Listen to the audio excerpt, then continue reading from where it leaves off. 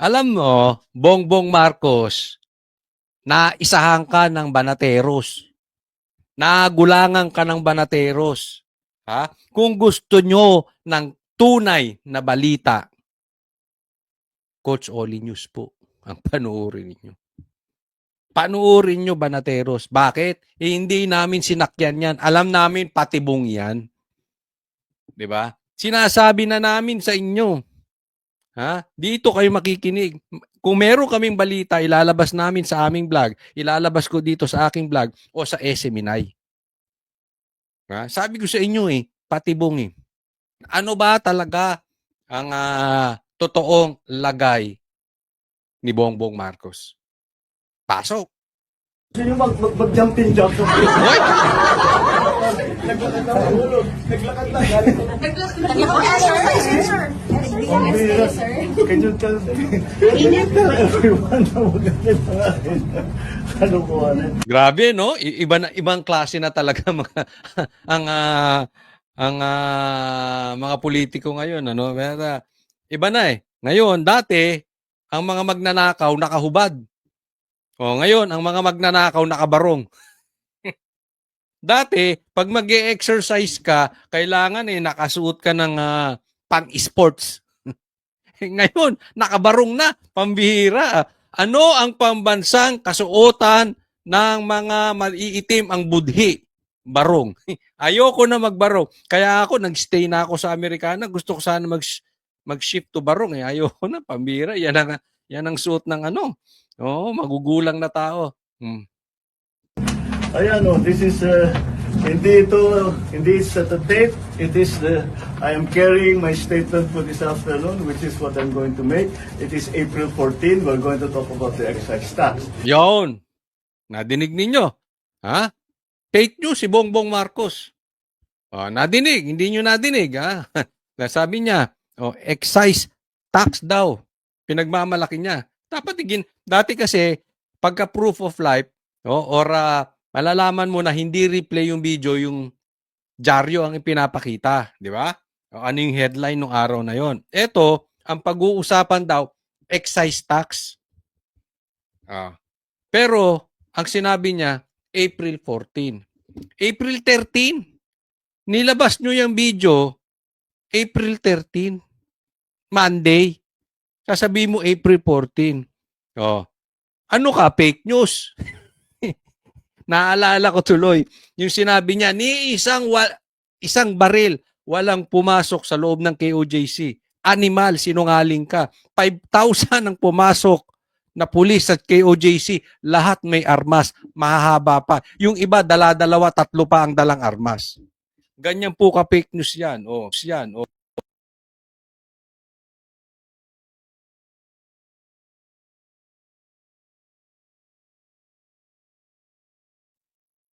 So, di ba? Ano ba ang totoo? Ang daming fake news nito si Bongbong Marcos. So, sige po, tuloy natin. So this is being done today.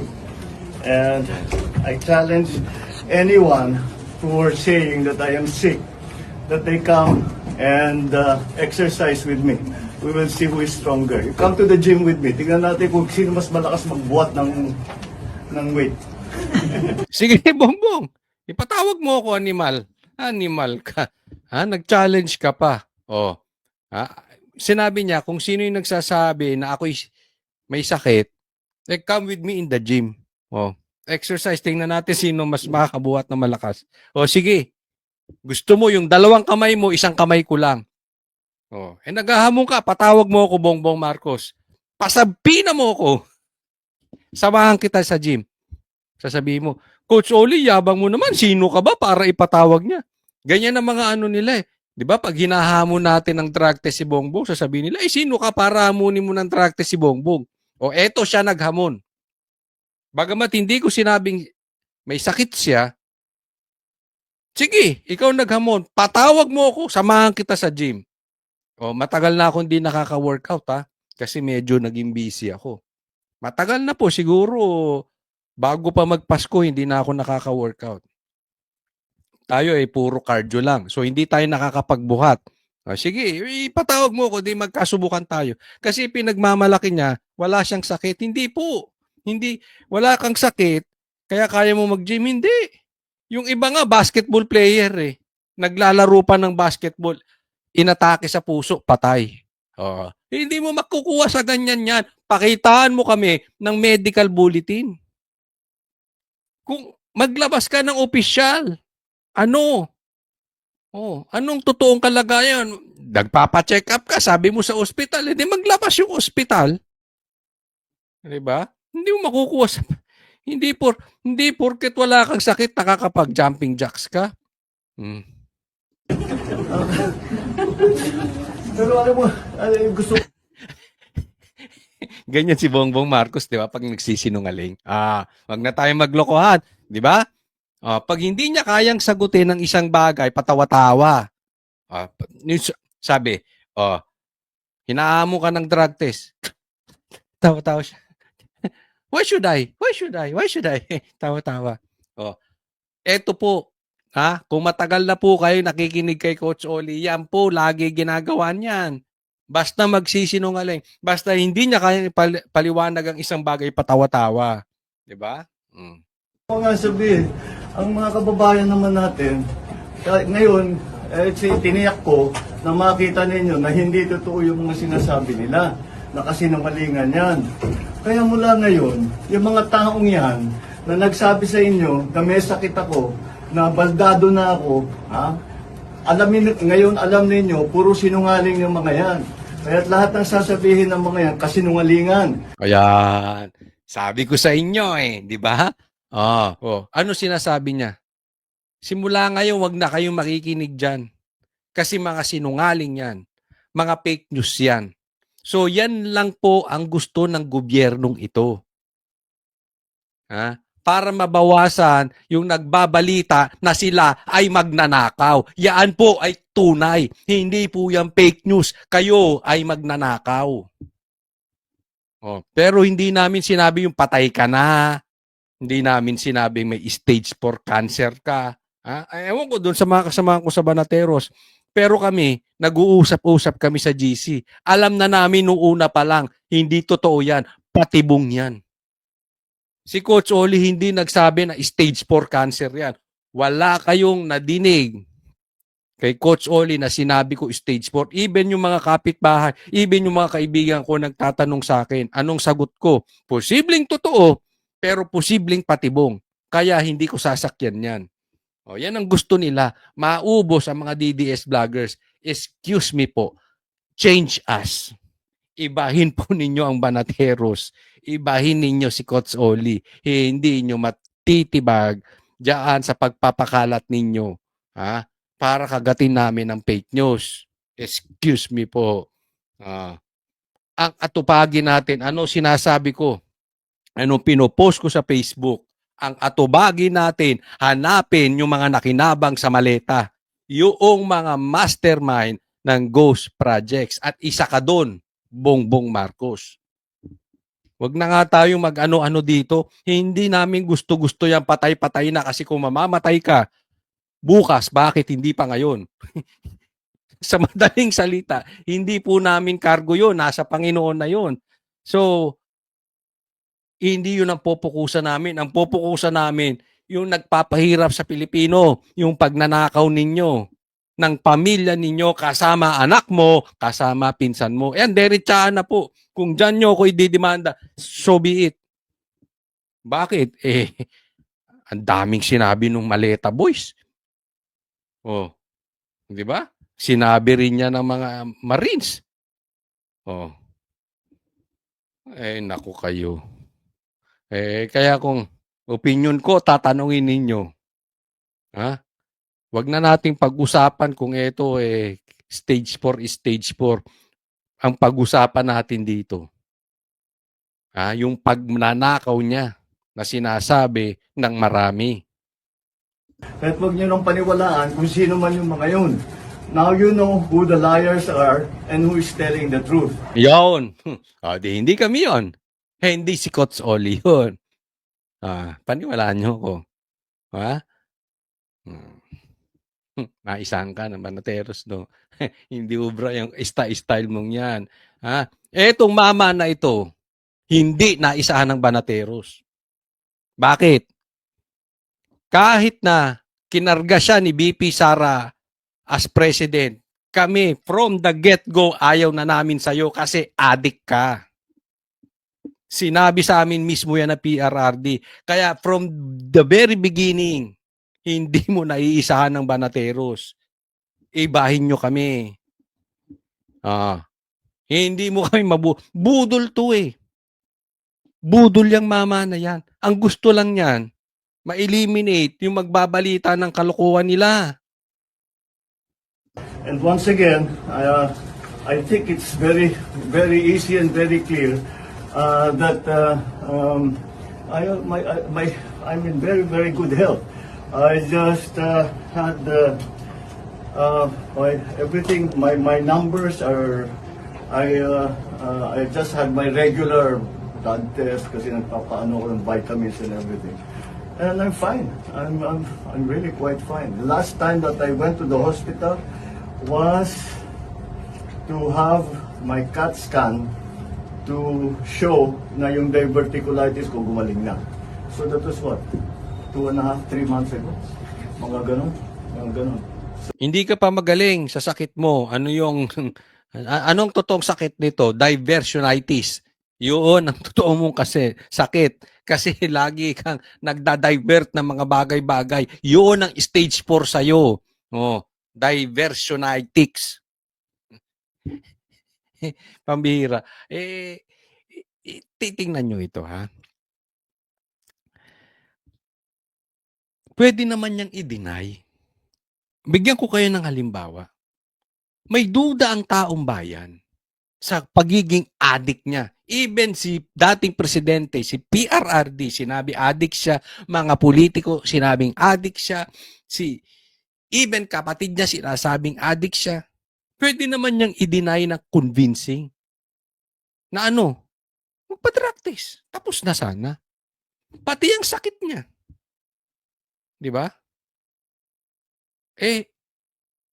Sabi nga, nagpatay-patayan lang tong mama na ito eh. Di ba? Sinabi din yan ni Pulong. Galing sa inyo yung balita na yan, hindi umano eh. Kunwari kayo. Di ba? Pwede namang i-deny ng maayos. Anong nilabas nyo? Ginamit nyo pa mainstream media. Di ba? Katulad ngayon, sino naglabas niyang nito? April 13. Ang araw kasi kailan mo sinabi yan? April 14, sabi mo April 14 na. Mainstream media naglabas. Naglabas din ng mainstream media. Meron kayong video, di really.